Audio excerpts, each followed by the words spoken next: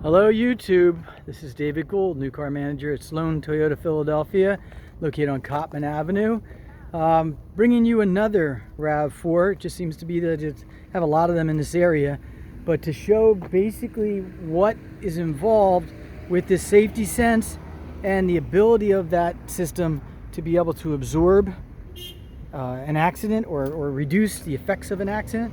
This is a direct straight in hit on the front of 2017 Plus, and the reason we know that is because we can see up in here the camera, and then back behind here would be where the radar unit would be.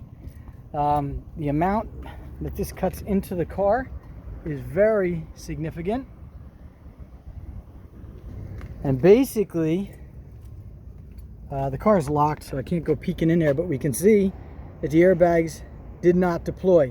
So from what I've been told with Toyota, and again, this is only my information, not telling you it's gospel, it's about 18 miles an hour directly into a wall to set an airbag off. So this impact that you're looking at right here transfers into less than 18 miles an hour into the inside of that car, or for the factors to be able to generate the airbag to go off.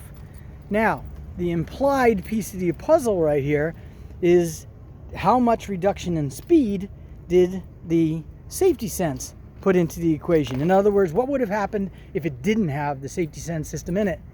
The safety sense system is the first generation in these cars, the 1718 RAV4s. So Toyota, I believe your documentation is going to put you between 20 and 25 miles per hour reduction. Okay, that's what they're putting in print. So we always like to think that they're going to do better than that. That's the way Toyota does it in general. But the bottom line is that reduction in speed prior to the actual damage you're looking at keeps the trend going, if you would, of I have still yet, and with my many literally years of looking, to wait, and I know it's going to happen, but I have still yet to see an airbag deployed on a safety sense car. Again, I know it's going to happen, but you're going to talk about after the reduction in speed being hard enough to be able to set the airbag off. So this is kind of almost a perfect storm, as in like the direct hit, and such a hard hit.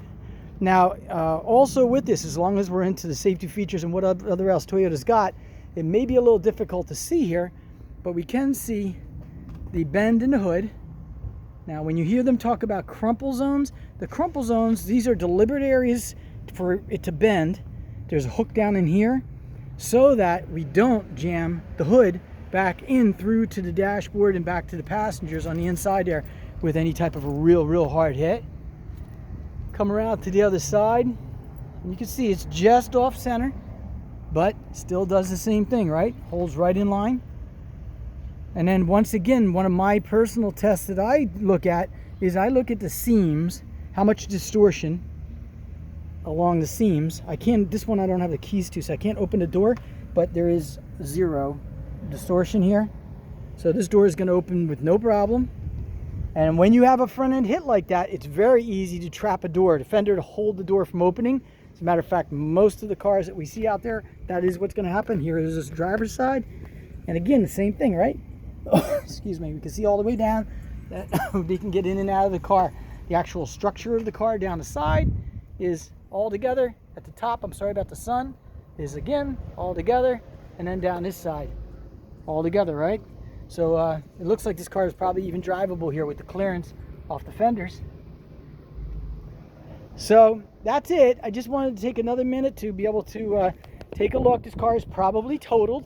Let's not kid ourselves. I'm not a body shop guy, but when we start to do some math here on what's going to be underneath and behind this area right in here, that's deep, all right? That's all the way back to the motor.